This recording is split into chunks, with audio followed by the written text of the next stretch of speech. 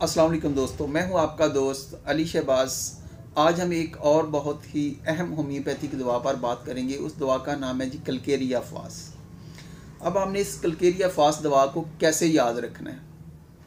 Calcarea फास बच्चों और बड़ों में हड्डियों के प्रॉब्लम के लिए बड़ी अच्छी मेडिसिन है। इसके अलावा ग्लैंड्स के ऊपर इसका बड़ा अच्छा असर मिलता है। ऐसे बच्चे जिनकी नशोनुमा ठीक या प्रॉपर तरीके से ना हो रही हो, यानी कि एज के हिसाब से उनकी जो नशोनुमा होती है वो उस लेवल की नहीं होती जो होनी चाहिए। और अमूमन देखा गया कि ऐसे बच्चों में जो तालू की हड्डियाँ होती हैं वो देर से जुड़ती हैं और इनके सर पर पसीना आता है। अब ये एक ऐसी अलामत है कि ये हमें कलकेरिया कार्प में भी मिलती है कि कलकेरिया कार्प के जो बच्चे के तालू की हड्डियाँ होती हैं वो भी देर से जुड़ती हैं। और कलकेरिया कार्प के बच्चे के सर के ऊपर भी बहुत ज़्यादा पसीना आता है। कलकेरिया फास के बच्चे के सर के ऊपर भी बहुत ज़्यादा पसीना आता है। लेकिन इनमें सबसे बड़ा फ़र्क ये है कि कलकेरिया कार्प के अंदर टेंडेंसी टू फैट होता है, यानी कि कलकेरिया कार्प के बच्चे मोटापे की तरफ राग़िब होते हैं, जबकि कलकेरिया फास के जो डोमिनेंट आपको मिलेंगे बच्चे वो कमज़ोर और लागरी उनमें पाई जाती है।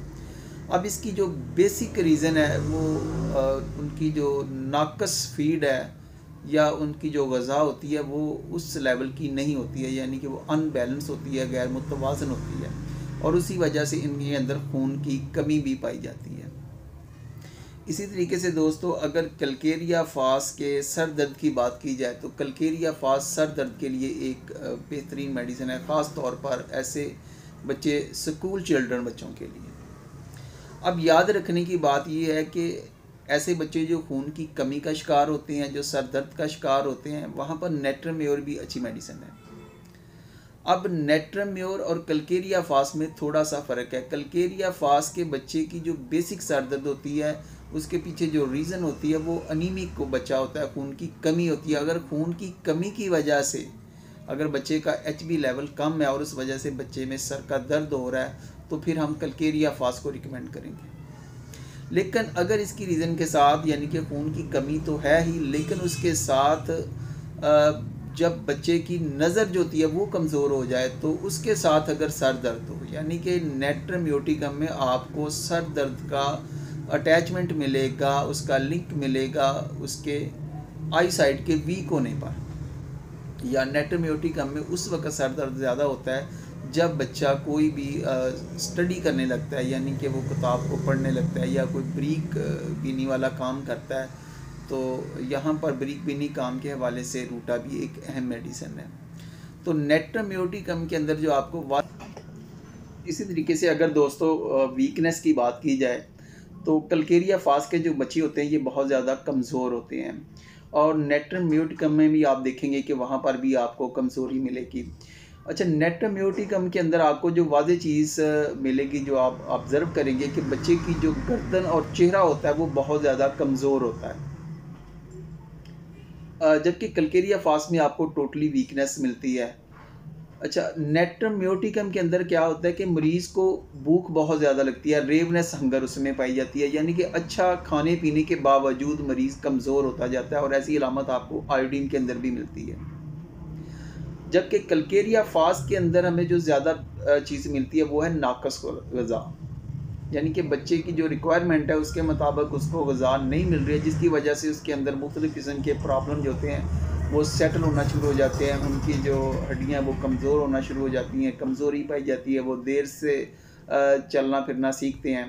तो नेट्रम्योटिकम के अंदर क्या होता है कि नेट्रम्योटिकम के अंदर मरीज़ को भूख तो बहुत ज़्यादा लग रही होती है, लेकिन वो जो ग़ज़ा होती है वो प्रॉपर जिस्म में जाके जो फंक्शन उसको अदा करना चाहिए, जो ठीक तरीके से डाइजेस्ट होना चाहिए, वो अमल वहाँ पर हमें दिखाई नहीं देता। तो इस वजह से उसका जो बच्चा होता है अच्छा भला खाने के बावजूद दिन ब दिन कमज़ोर होता चला जाता है और ऐसी अलामत आयोडीन में भी पाई जाती है।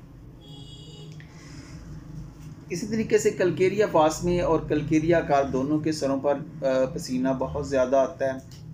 कलकेरिया कार्प के बच्चे अंडा बहुत शौक़ से खाते हैं, लेकिन कलकेरिया फास में जो बच्चे होते हैं ये भुना हुआ अंडा और भुना हुआ गोश्त पसंद करते हैं। कलकेरिया कार्प के जो बच्चे होते हैं इनके अंदर भी आपको डायरिया की शिकायत मिलती है और इससे खट्टी स्मेल आती है और कहते हैं कि अगर आम अद्वियात फेल हो जाएं तो कलकेरिया, कार्ब या सल्फ़र वहाँ पर बड़ा अच्छा रोल अदा करती हैं। इसी तरीके से कलकेरिया फास भी डायरिया के लिए एक अच्छी मेडिसिन है, क्योंकि इसके अंदर जो आपको सबसे ज़्यादा चीज़ मिली है वो है नाकस ग़िज़ा। तो इस वजह से होने वाला जो डायरिया होता है, और इसकी एक ख़ास अलामत यह है कि इसका जो डायरिया होता है, बच्चे जो इस्हाल करते हैं वो ग्रीन यानी कि सब्ज़ कलर के होते हैं। तो ऐसा आपको कैमोमिला में भी मिलेगा। अब देखें, कैमोमिला और कलकेरिया फास यहाँ पर आपको करीब करीब मिलती हैं। कलकेरिया फास के अंदर भी बहुत ज़्यादा हवा का खराज होता है और कैमोमिला के अंदर भी होता है। कैमोमिला अक्यूट केसेस की बड़ी अच्छी मेडिसिन है, जबकि कलकेरिया फास क्रॉनिक केसेस की बड़ी अच्छी मेडिसिन है। कैमोमिला जो है ये प्लांट किंगडम से रिलेटेड है, जबकि कलकेरिया फास बायोकेमिक की एक अच्छी मेडिसिन। अच्छा, कलकेरिया फास टूटी हुई हड्डियों को जोड़ने के लिए कोई इसका सानी नहीं है, ये बड़ा अच्छा यहाँ पर परफॉर्म करती है। टूटी हुई हड्डियों को जोड़ने के लिए, कमज़ोर हड्डियों के लिए कलकेरिया फास, और यहाँ पर आपको एक समफाइटम मेडिसिन भी मिलेगी। ये भी फ्रैक्चर के केसेस में बहुत ज़्यादा इस्तेमाल होती है। अगर समफाइटम और कलकेरिया फास को फ्रैक्चर में इस्तेमाल किया जाए तो ये बड़ी तेज़ी के साथ जो होती है हड्डी को जोड़ देती है। इसके साथ दोस्तों, कलकेरिया फास ऐसे केसेस में जिन बच्चियों के जो पीरियड के दौरान अगर उनके चेहरे पर दाने वगैरह आ जाएँ, एक्नी आ जाएँ, कील मुहासे आ जाएँ, तो ये ना सिर्फ उनके चेहरे की रंगत को निखारेंगी बल्कि जो खून की कमी होती है उस पर भी काबू पा लेती हैं। इसी तरीके से अक्सर केसेस में देखा गया कि ऐसी बच्चियाँ, चूँकि उनको वो नॉलेज नहीं होता है या उनके जो फैमिली वाले बड़े जो वालदा की ज़िम्मेदारी होती है वो उनको गाइडलाइन नहीं देती हैं, तो ऐसी बच्चियाँ पहली माहवारी के दौरान अमूमन गर्म सर्द हो जाती हैं या नहा लेती हैं। तो यहाँ पर उनमें एक कंडीशन पेनफुल पीरियड वाली आ जाती है। अगर ऐसा कंडीशन पेनफुल हो तो कहते हैं कि फिर कलकेरिया फास के सिवा कोई दूसरी दवा जो होती है वो इस प्रॉब्लम को दूर नहीं कर सकती है। जिनमें नहा लेने के बाद या गर्म सर्द हो जाने के बाद अगर उनको पेनफुल पीरियड्स आते हो तो यहाँ पर भी कलकेरिया फास जो है ये दोस्तों एक अहम रोल अदा करती है। इसी तरीके से कलकेरिया फास ऐसे बच्चों के लिए बेहतरीन मेडिसिन है जो बहुत ज़्यादा कमज़ोर होते हैं, जिनको पूरी फीड तो मिल नहीं रही होती और वो माँ का दूध पी रहे होते हैं। अच्छा, अब उनकी फीड तो पूरी नहीं होती लेकिन वो माँ का दूध छोड़ना भी नहीं चाहते हैं और ना छोड़ते हैं, बहुत ज़्यादा ज़िद करते हैं।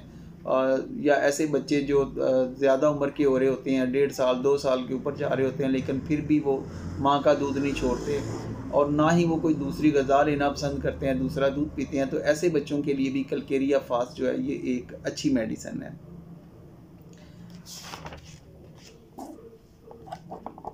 और इसी तरीक़ा से लागर और कमज़ोर बच्चों के लिए भी कलकेरिया फास जो है ये अच्छा रिज़ल्ट देती है।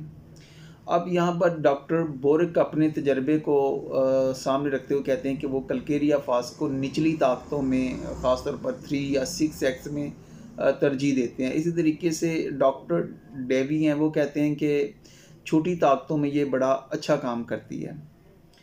इसके अलावा बहुत सारे जो डॉक्टर हैं वो इसको 30 से या 6X में देने से शानदार रिज़ल्ट उन्होंने लेने का जो उनका तजर्बा है वो बयान करते हैं।